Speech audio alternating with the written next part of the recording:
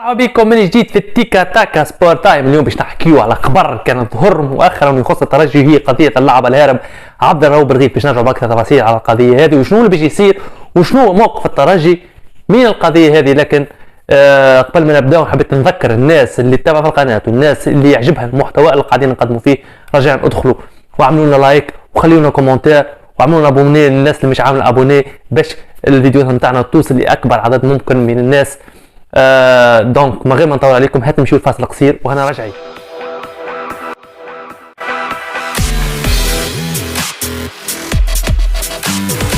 من جديد كما قلنا اليوم باش نحكيو على قضيه عبد الرؤوف بالغيث.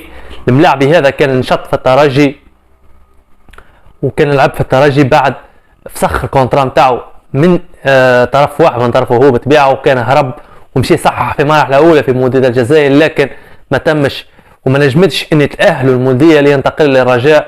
الرجاء اللي خذ تصريح من الفيفا انه عنده الحق بلاعبي هذا يلعب معاه لحين البت في القضيه، اللي كان مؤخرا القرار الصادر بتغريم الترجي بمبلغ 800 ألف دينار، يعني 256 ألف أورو. مطالبة الترجي بدفعهم للملاعبي مع أحقيته بفسخ عقده. يعني الفيفا أعطت الحق للملاعبي، ودائما في مثل القضايا الفيفا تعطي دائما حق للملاعبي باش يلعب.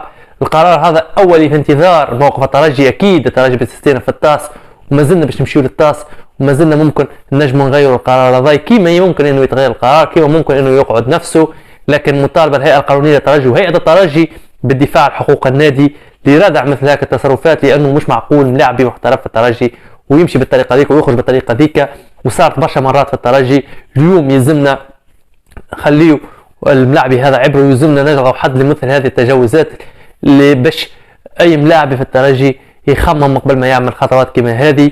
اليوم كما قلنا في المرحله الاوليه الترجي يخسر القضيه في انتظار الرد والاستئناف اللي باش يكون في الطاس ان شاء الله.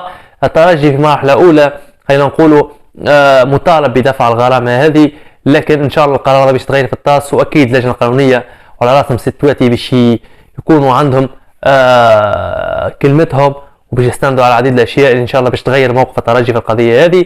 هذا هو الخبر اللي حابين نحكيو فيه في انتظار التطورات. اكيد اي حاجه باش تصير في المستوى القضيه هذه باش تكون اكيد حصريه على قناتكم التيكا تاكا. هذا هو الخبر اللي حابين نحكيو فيه. حابين يكون فيديو كبير، حابين نحكيو على خبر هذاي ان شاء الله. يعني كان ثم حاجه هيك وهيك تحكيو فيها في القناه. دمتم في رعايه الله، الى اللقاء.